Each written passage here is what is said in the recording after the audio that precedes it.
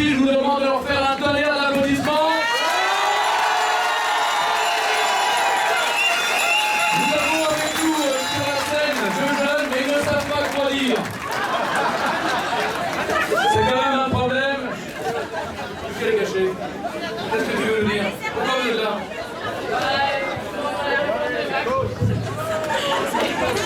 Et contre l'utilisation du 49.3.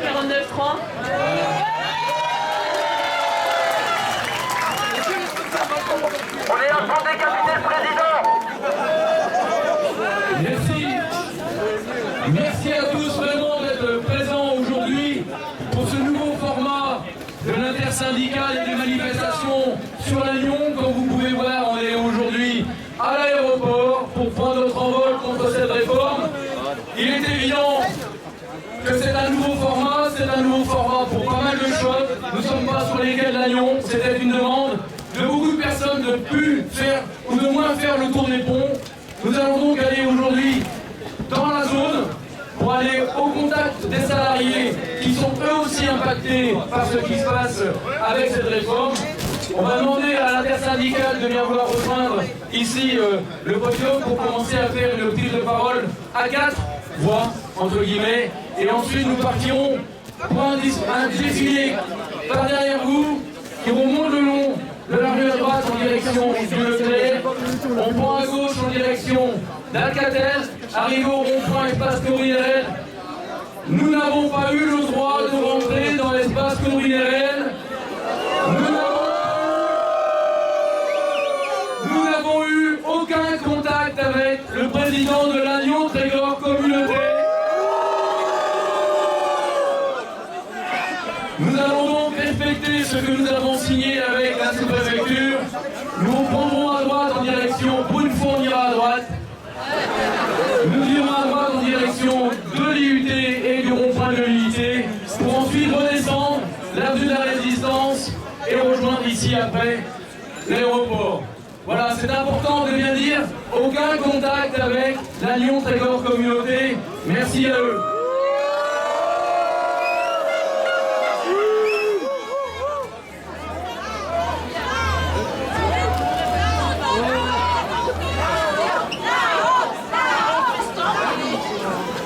Nous vivons le mouvement social le plus important de ces dernières décennies. Et dès l'annonce du recours au 49.3 par le gouvernement sur le projet de loi sur les retraites, véritable déni de démocratie, une onde de colère a provoqué de nombreuses actions spontanées ou organisées en quelques heures afin de permettre à la population de continuer à faire entendre sa voix. Cependant, au lieu d'écouter cette colère, le gouvernement a pris la décision de l'ignorer, voire de la réprimer.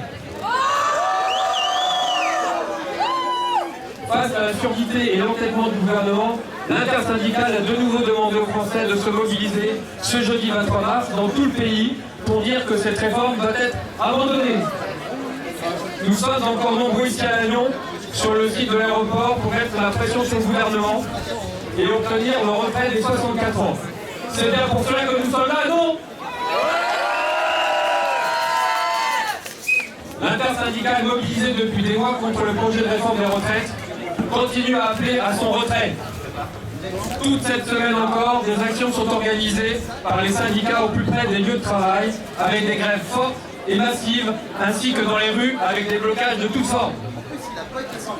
Ces mobilisations complémentaires sont de nature à élargir le rapport de force, à bloquer l'économie, à montrer que la colère du monde du travail est inébranlable.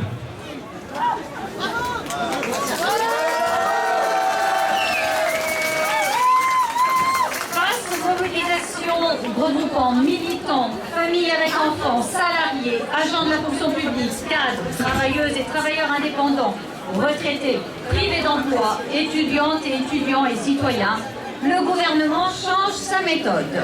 Sa réponse, c'est la répression, comme à Saint-Brieuc, Rennes, Paris, Nantes ou Fos-sur-Mer, où des femmes et des enfants se sont fait gazer sans raison.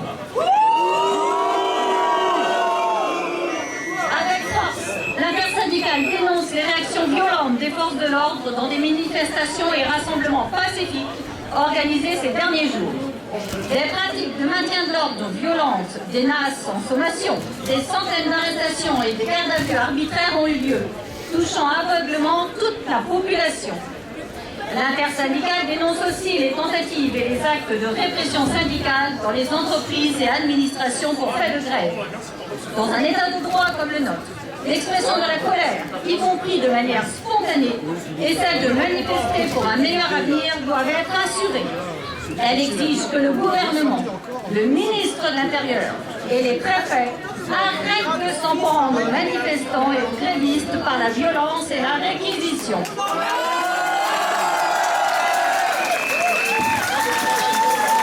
Parce que la violence n'est pas du fait des grévistes, des manifestants, des citoyens, mais bien de ce gouvernement qui voit toute la volonté du peuple de ne pas mourir au travail, d'avoir des services publics de proximité, de pouvoir vivre de son salaire, de ne pas se retrouver au chômage, etc.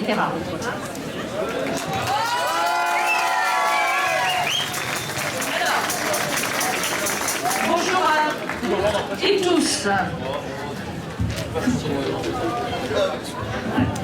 Il parle. Voilà. La motion de censure, dite transpartisane, a recueilli des voix de l'ensemble des groupes parlementaires et de non-inscrits. C'est la preuve que cette réforme minoritaire chez les salariés et parmi la population l'est aussi au sein du Parlement. Son rejet, à quelques voix près, ne change rien, mais démontre bien que le président n'a pas de majorité.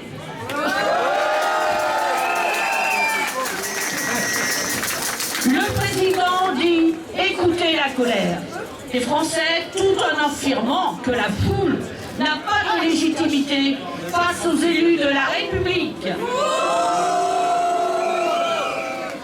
Et comme s'il ne se passait rien, il déclare que cette loi poursuivra le chemin parlementaire. Le gouvernement espère que tout cela va se régler en lançant un débat sur la pénibilité du travail des seniors, alors qu'il va réduire encore la possibilité pour des millions de travailleurs de partir en retraite en bonne santé.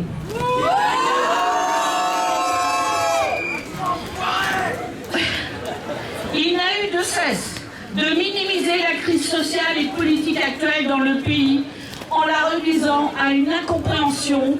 Jusqu'où est-il prêt à aller dans son aveuglement? Ce n'est plus du mépris, c'est de la folie.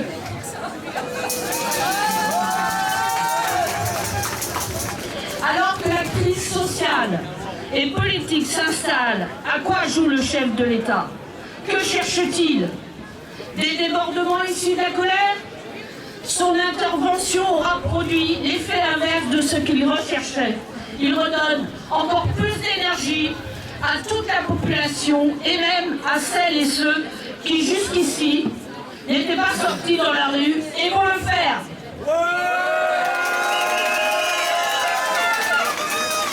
Il ne voit pas que rien n'entame la détermination de la population majoritaire jusqu'au retrait.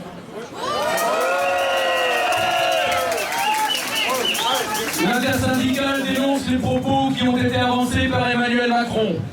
En effet, le chef de l'État a affirmé que pendant les discussions avec les organisations syndicales, aucun compromis n'avait été proposé par les syndicats. L'intersyndicale dément.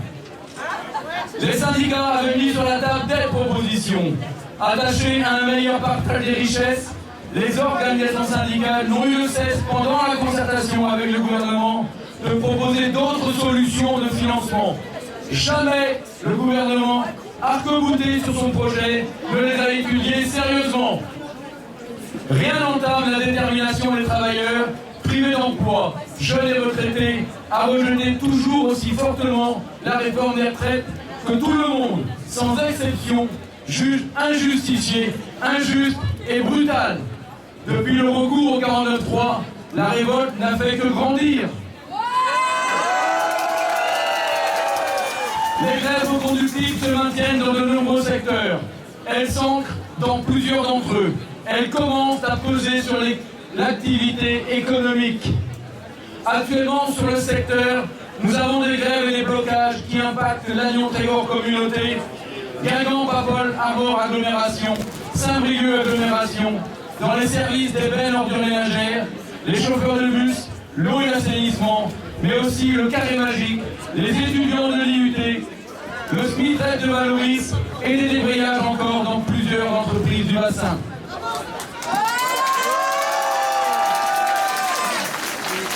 Le combat continue car une majorité de progrès existe toujours dans notre pays contre cette réforme et c'est bien tous ensemble que nous pourrons faire reculer le gouvernement. Nous ne lâcherons rien.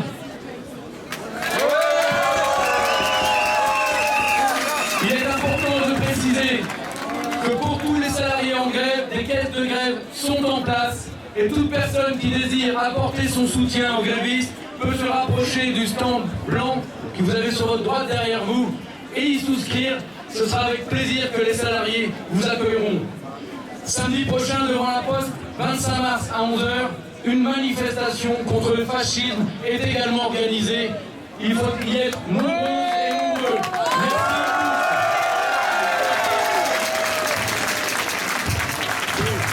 à tous. Macron, quand on dit non, c'est non! On va passer la parole aux jeunes. Ils sont nombreux aujourd'hui et franchement, encore une fois, un grand tonnerre d'applaudissements pour les jeunes.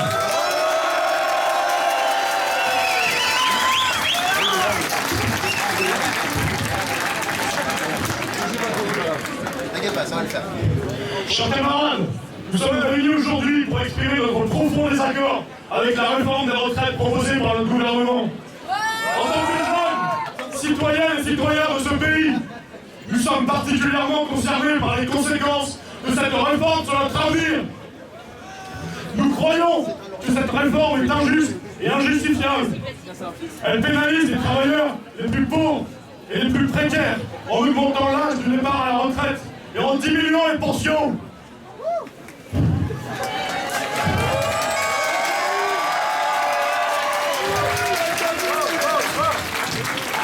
Elle ne prend pas en compte les spécificités de certaines professions qui nécessitent une retraite anticipée en raison de la pénibilité de leur travail.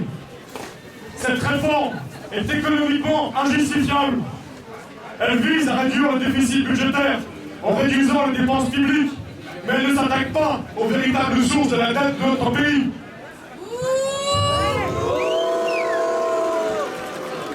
Elle ne fait rien pour remédier à l'évasion fiscale massive des grandes entreprises.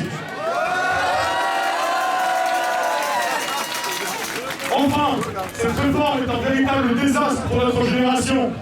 Elle nous force à travailler plus longtemps, à l'usage où nous aurions pu espérer commencer à profiter de nos vies et de nos familles. Elle nous prive également de tout l'espoir d'une retraite décente. Nous condamnons à la précarité et à l'insécurité financière dans un monde qui brûlera autour de nous.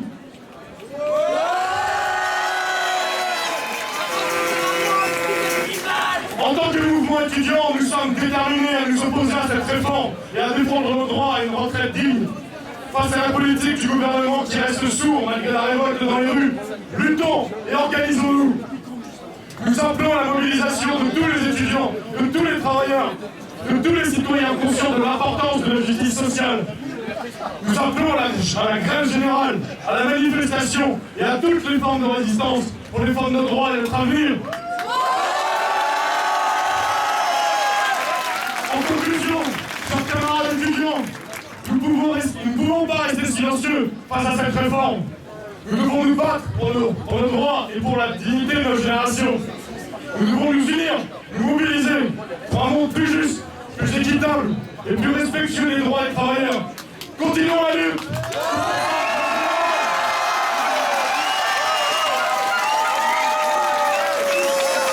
Merci à tous les étudiants qui sont mobilisés pour l'utilité et aux syndicats qui étaient là pour nous. Merci!